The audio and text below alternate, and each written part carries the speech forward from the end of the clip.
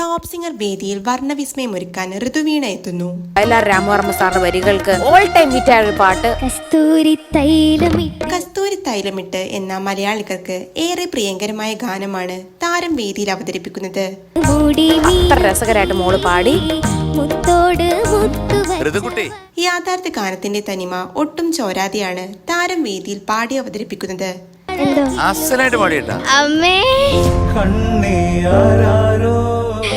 തുടർന്ന് പ്രേക്ഷകരുടെ കണ്ണ് നയുന്ന ചില നിമിഷങ്ങളും വേദിയിൽ അരങ്ങേറുകയുണ്ടായി.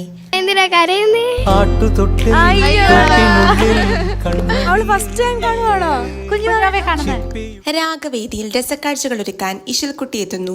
വീട്ടിലെ എല്ലാരും പറയാറുണ്ട് റിമിയാന്റെ കണ്ട് തുള്ളി ഡാൻസ് കളിച്ചു പഠിക്കണമെന്ന്. ജോക്കർ എന്ന ചിത്രത്തിലെ കണ്ണീർ മഴയത്ത് എന്ന ഗാനമാണ് താരം വേദിയിൽ പാടി അവതരിപ്പിക്കുന്നത്. കണ്ണീർ മഴയത്ത് ഇശൽകുട്ടി അതിമനോഹരമായിട്ട് പാടിയിട്ട് സംഗതികളൊക്കെ ഗംഭീരമായി. ആലാപനത്തിന് ശേഷം നല്ല രീതിയിലുള്ള അഭിപ്രായങ്ങളാണ് വിധികർത്താക്കളുടെ ഭാഗത്തു നിന്നും ലഭിക്കുന്നത്.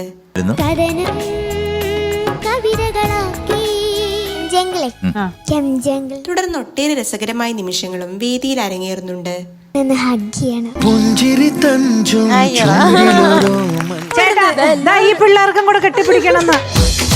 കുട്ടി താരത്തിന്റെ പുതിയ പ്രകടനത്തിന് നല്ല മാർക്ക് ലഭിക്കട്ടെ എന്ന് നമുക്ക് ആശംസിക്കാം.